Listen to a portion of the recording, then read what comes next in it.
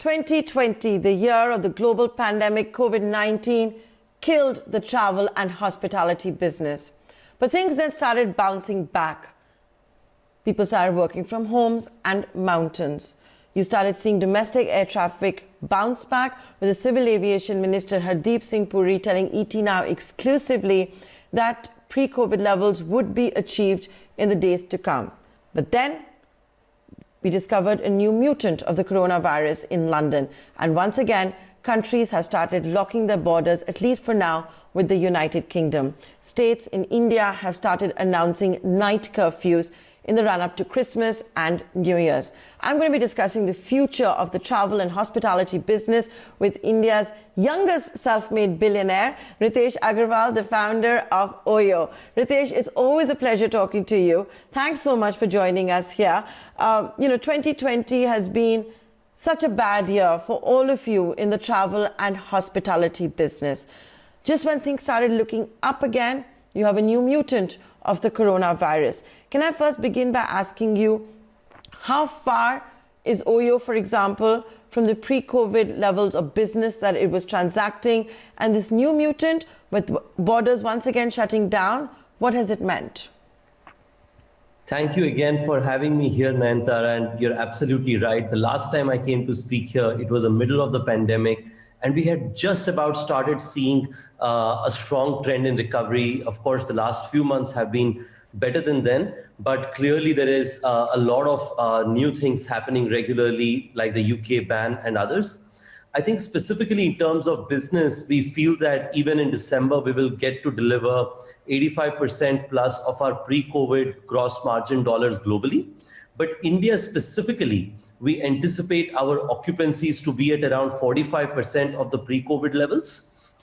Wherein in India, if you see, there are two completely different form of results in destinations. There are some destinations which are seeing a lot of improvement in terms of demand, as everybody, frankly, including I think you and me, is looking forward to ring in this new year and bid 2020 an absolute goodbye.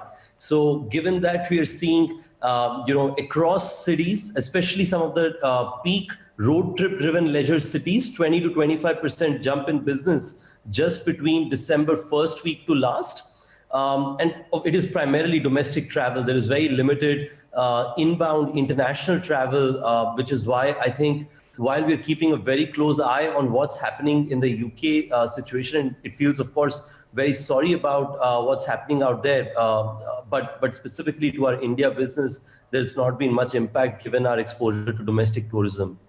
So you are at about 45% occupancy rate in India from the pre-COVID levels. And Ritesh, like you pointed out, you're seeing a 20-25% jump in road trips, going to beaches and mountains by car. This Christmas, New Year season has always been really good for travel and hospitality. Is that the case for December 2020 as well? Last 10 days are the most important, and we're tracking our numbers very closely. Within this, I think what we're seeing is that increased amount of activity in the weekend cities. So for instance, in the east, we are seeing Puri, Digha, Mandarmani. In the west, we are seeing Alibag. Every day we are anticipating for the next week, 70,000 people checking in and staying at OYO hotels every day. So we are tracking these very closely, but of course, with a lot of precaution and safety. 70,000 people are checking into OYO hotels every day in the last 10 days of this month. Have I got that right? 70,000 people to be staying at OYO hotels every day for the next 7 days, yes. And Ritesh, will they be staying at the same rate that they would have stayed a year ago? I think clearly in the hospitality industry, prices and ARRs have taken a hit. It's not just the case at OYO, but across the industry. So definitely the prices are going to be, more attractive than earlier. But at OYO, I think our focus has been, Nayantara, as you know, always we've been known for being a value brand. That is, we bring the right prices to our customers anyway. So our big focus has been that in partnership with Unilever, our Sanitize Stay program, how do we really bring a sense of safety and a sense of experience where consumers feel good about the experience. In that, one of the things that our customers are really appreciating is the sanitize before your eyes program, wherein customers can actually request for a sanitization to be done in front of their eyes even after we do the housekeeping in advance. So I've seen that safety and security is clearly one of the top areas of focus. Of course, getting the fair prices is something that's a quid pro quo, but customers are expecting more efforts on safety in these times. So things have started to bounce back, but Ritesh, now there's this new problem, right? The states maybe learning from the West. Look at those images that we saw, for example, in Covent Garden, Regent Street, all of that in the UK. You've got states now announcing curfews, night curfews, beginning from either 9 p.m. or 10 a.m. till 6 a.m. and all of that. What's that going to mean for the hospitality industry? Maharashtra's already done it. Karnataka's already done it. Yeah, clearly, I think, night curfews and various things like those, may be well required given the COVID situation. And we are all trying to hope that, people's safety remains critical. But at the same time, I think in the hospitality industry, being able to ensure that we can react to, uncertainty such as this to ensure that our customers have ease in travel is critical. When early days, when night curfews started coming up, we saw that customers were feeling more uncertain about their travel, saying that, hey, if I enter the state at a certain hour, what will it mean for me to be able to drive from the border to my hotel or in the town where I'm staying? What will I do in the new city when I'm out in the evening and so on? But what we've done here at OYO, and I think a lot of other hotel players are doing, is providing a lot of detailed transparency about how to think about these uncertainties and ensuring that people can get from one place to another in the middle of such uncertainty. But but that said, I think any uncertainty definitely has a little bit of impact on the business. We are tracking it very closely, but we also do understand that some of these measures are needed just given the COVID period, which is why I always say that whenever I explain about a recovery, I say it's temporary recovery, because there may be a bigger wave that comes about. There may be a bunch of other things that may happen, and all we can do is constantly look at what's happening out there and make sure that we do the absolute best to serve our customers and our hotel partners. Now, on Monday, the government did announce temporary suspension of flights to and from the United Kingdom till 31st of December. There were mandatory RT-PCR orders, tests that had been ordered as well.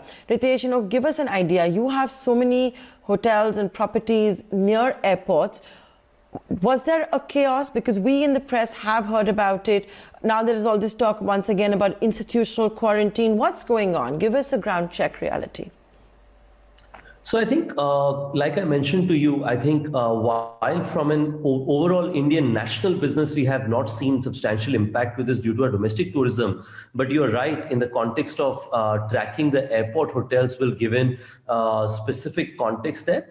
I think, and we are very actively working in enabling that any of the customers coming in from foreign destinations, their enablement on stays, especially with the Vande Bharat program, we've been actively engaged. I think so far we haven't seen a substantial change in terms of our traffic coming in from Vande Bharat mission. Now that may be because of the kind of segment of customer base that we serve may not have substantial impact with the UK, but I think at the same time we do believe that this may mean some of the demand coming in from inbound visitors around airports and so on coming down.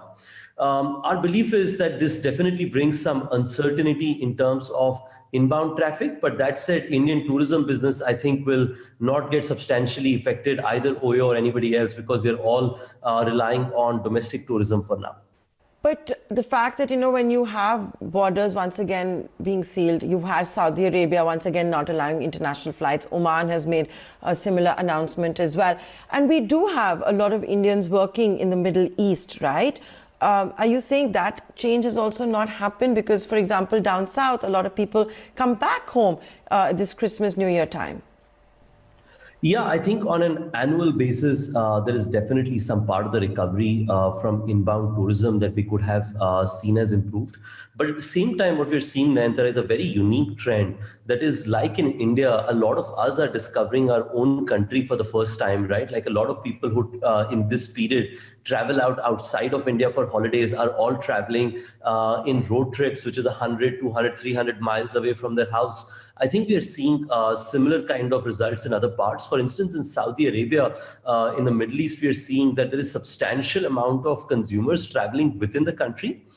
We have seen that our RevPARs outside of Mecca and Medina, which of course is not back because Umrah and other travels in Mecca are not back up to full capacity, even though early results have started coming back. Other than that, the RevPARs are frankly almost back to pre-COVID levels in Saudi Arabia and few markets in the Middle East. So what we're seeing is there is clearly an impact to the business which is cross-country, which is anywhere in the world, frankly. But at the same time, there is a clear trend of early temporary recovery, which is coming in by means of people trying to discover their own countries. Because, you know, a lot of people who are at home are just frankly itching to get out, but they want to make sure that they're doing it safely, which is why road trip, which is why safety and security protocols and so on become very critical.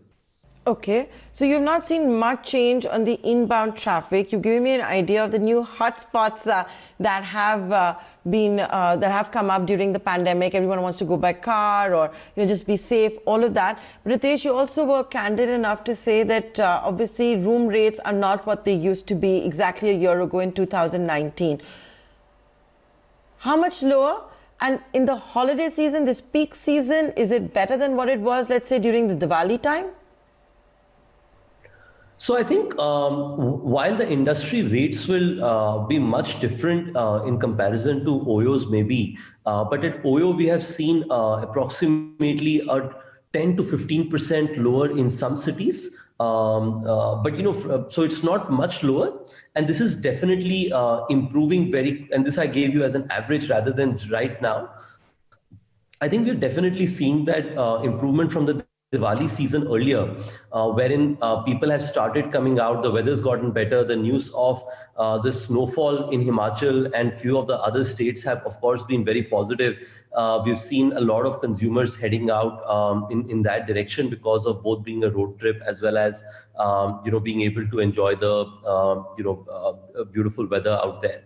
So it's changing quite actively in Nayantara, but on an average we have seen that depending on the city, it could be anywhere between 10 to 15%. But of course, we are tracking these numbers very closely on a daily basis.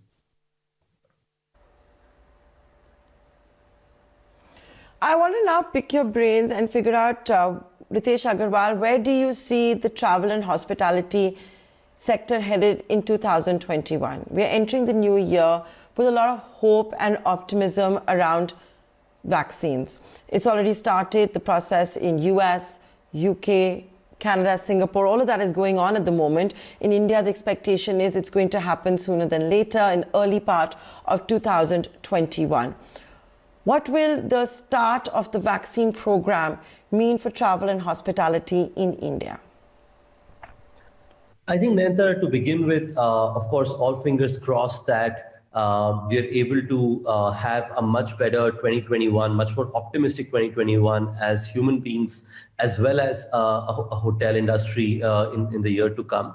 I think I have 2 to 3 views about it. The first bit is that it's important to remember that we are entering 2021 still with more uncertainty than we entered 2020, because when we entered 2020, there was no COVID as a massive news across the world. So it's important to be cognizant of that, that the world has not fully recovered and there is still a lot to come.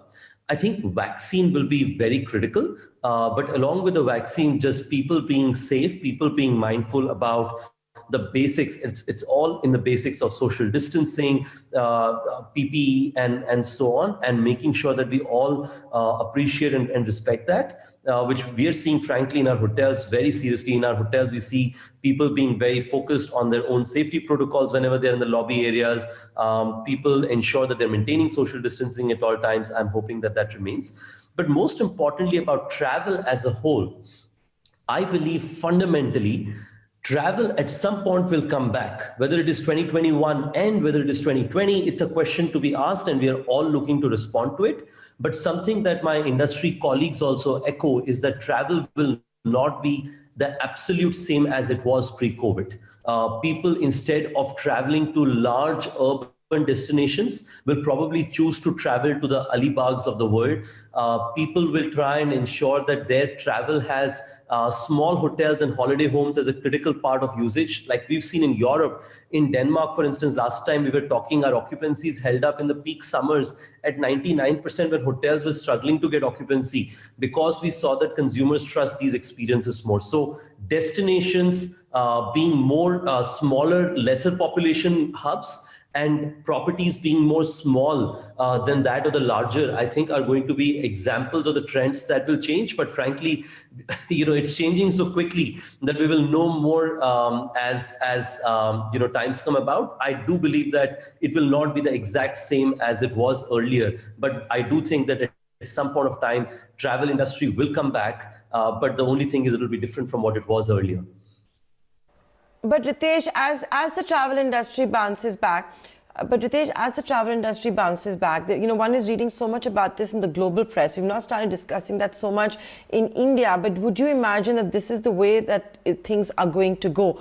When vaccinations start, for example, will the COVID passport become mandatory to fly, you think? There are many countries that may insist on it, that if you've not been vaccinated, you can't enter. COVID passports to check into a hotel. You see that right now, right? With the yellow fever in South Africa, for example. Do you think the world is headed this way? And do you think that's going to happen in India? So I think the specific area of, how travel will be driven, I think that one I'm still studying more. I've been, of course, seeing comments from various hotel CEOs as well as airline CEOs. So I'm trying to understand more myself with our reading and research. But specifically, I believe that in the coming year, there will be more work done to be able to ensure that people feel safe about getting from one place to another. And that may be by means of, various kinds, like for example, RT-PCR tests have become a very critical way of making sure that travel becomes safer. And a lot of countries have said that due to that, we don't need people to have institutional quarantine or requirements such as that. So my belief is, RT-PCR test requirement is an example of a step in the right direction.